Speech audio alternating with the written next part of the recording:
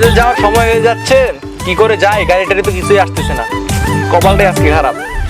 ওমা, এটা কি ভাই? এটা আমি কামরুক কামাখা থেকে নিয়ে এসেছি। এখানে 10 টাকা তুললে ডবল হয়ে 20 টাকা হয়। ওমা, অন কি? হ্যাঁ ভাই। ভাই সত্যি নাকি? ভাই আমি এগুলো বিশ্বাস করি না, আমার সামনে এত কোনো এগুলো বিষয়ে আমাকে কিছু না বলা হয়। ভাই এটা কি সত্যি? ভাই ভাই সত্যি, আগে পরে হয়েছে এরকম ভাই। ভাই এটার মধ্যে আমিও টাকা রাখবো, আমার টাকা কি ডবল হবে? ভাই এখানে সবার টাকা ডবল হয় না, হ্যাঁ? যারা নেককার বান্দা, তাইরি হুজুরের ভক্ত, তাদের টাকাই এখানে ডবল হয়। কি কর ভাই, আমিও নিজে তো তাই হুজুরের ভক্ত। ঠিক আছে ভাই, তাইলে আসেন। ভাই আপনি কি নেককার বান্দা? অবশ্যই ভাই, আমি বছরে যা পাপ করি সব পাপ একদিন নামাজ পড়ে সব পাপ মুছে ফেলি। তাহলে তো হয়ে যাবি ভাই, কোনো সমস্যা নেই। আসেন, তাহলে ভাই টাকা রাখবো। রাখেন। এই নেন ভাই, দিলাম। ভাই আপনি পূর্ব দিকে গিয়ে একজন ভিক্ষুককে সন্তুষ্ট করে আসেন, আপনি আসলেই টাকা ডবল হয়ে যাবে।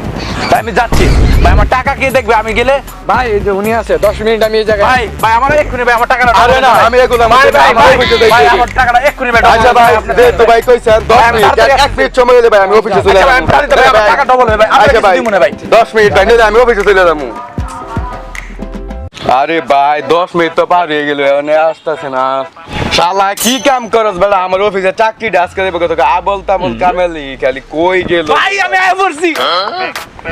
ভাই আপনি যে যা বলছেন ওই ভিক্ষুককে আমি সন্তুষ্ট করে আছি, পুরো সন্তুষ্ট ভাই। ঠিক আছে ভাই, তাহলে দাঁড়ান দাঁড়ান, আপনার টাকা আইসা গিলি গিলি ছু, টাকা ডবল হু। ভাই টাকা দেন, টাকা দেন। ভাই এটা কিভাবে হলো ভাই? এখন আমি টাকা রাখমু। ভাই আপনি কি টাকা? আরে ভাই আপনি একবার রাখছেন না ভাই। আরে ভাই আপনি সিরিয়াল করেন, আমি আগে রাখছি না ভাই। আমি আগে রাখছি ভাই। আপনি সব চাইবেন নাকি? ভাই ভাই আমি আগে রাখছি ভাই। চুপ থাকেন ভাই। ভাই কুল ভাই, আমার আগে দেন ভাই।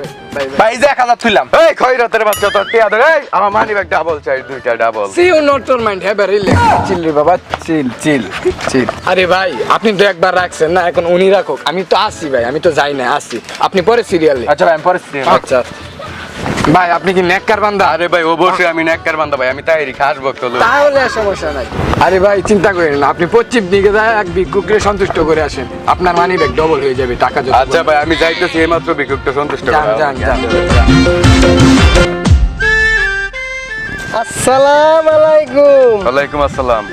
স্যার আমার দুঃখ ভিক্ষা দেন, 3-4 দিন ধরে কিছু খাই না, পেট পিটের লগে লাগিয়ে গেছে। স্যার এখন আপনারা দেখাইতে পারতাম, কিন্তু একটু সমস্যা আছে। এখন ভাদর মাস, ওই রাস্তার মোড়ে 3-4 বার চিত্তবালি খাই পড়ছে। আপনি যদি বিশ্বাস না হয়, বিশ্বাস নিলে ওই রাস্তার মোড়ে জিজ্ঞেস করতে পারবেন মনা ভিখারি কয়বার পড়ছে। স্যার আমার নাম এবার মনা ভিখারি, এলাকার সবাই চেনে। ও আচ্ছা আচ্ছা ভাই, আপনি কি সত্যি ভিখারি? কয় কি, আমি যদি ভিখারি নয় তো আমি পরনের শার্ট আমার গায়ে থাকতো, দেখেন না আমার কি পুরান শার্ট। স্যার আমরা হইলো জাত ভিখারি, আমার দাদা ছিল ভিখারি, আমার বাবা ছিল ভিখারি, আমি হইলাম ভিখারি। আর আপনাদের দোয়ায় আশীর্বাদে আমার ছেলেও ইংলিশ মিডিয়াতে পড়তেছে।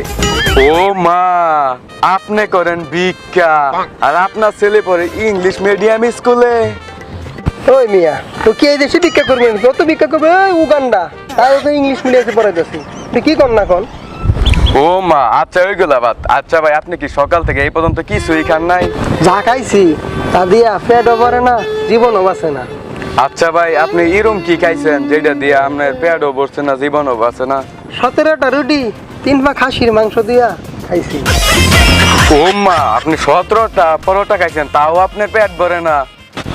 ও মা, এটা আবার কোন ধরনের ভিখারি? আপনাকে ভাই আমি আজকে সন্তুষ্ট করব। আপনি বলেন যে আপনার সারাদিনে আজকে কত টাকার মতো লাগবে খাইতে? এত কইরা যেহেতু বলতেছেন, কম কইরা হইলো, আচ্ছা আপনাকে একটা ডিসকাউন্ট দিব, 2000 টাকা দিয়েন। ও মা, আচ্ছা ভাই আপনি এত টাকা দিয়ে কি করবেন?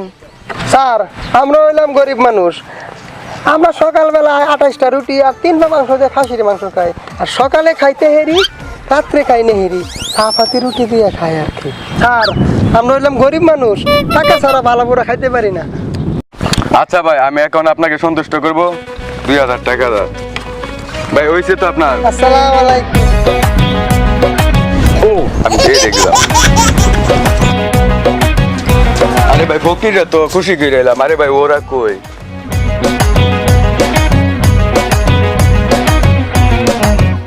আমার সুদের টাকা, ঘুষের টাকা, সৎ পথে চলার টাকা, সব টাকা চলে গেলে এখন আমি শেষ।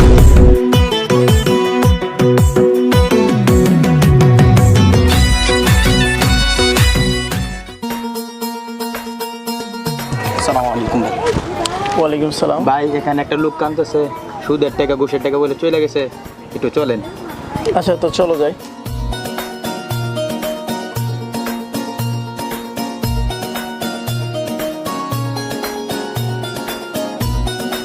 তোমার কি সমস্যা?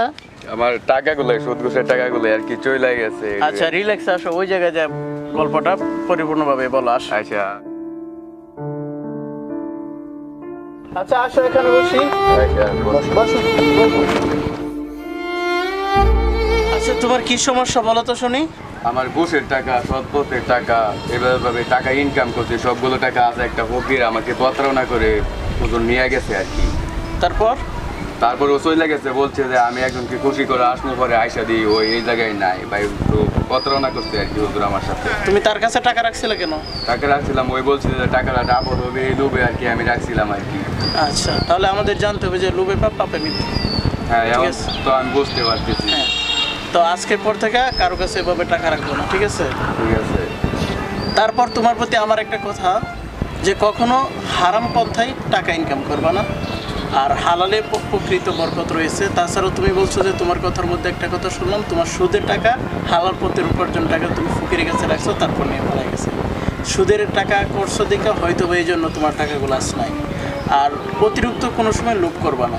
এই যে তুমি ভাবছো যে হয়তো বা সে টাকার একটা বিল তার কাছে রাখলে অতিরিক্ত কোনো টাকা দিবে, হয়তো বা এই লোভের কারণে তোমার আজকে এই টাকাগুলো চলে গেল।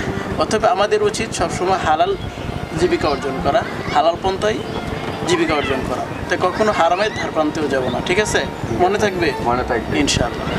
আর এখন উঠা যায়, তবে আরেকটা কথা থাকবে যে যেহেতু এক জায়গায় একবার পা দিছো, বিপদে পড়ছো, আশা করি এরকম কাজ আর করবা না, এখন থেকে তুমি শুধরে যাবে ইনশাআল্লাহ। তো চলো আমরা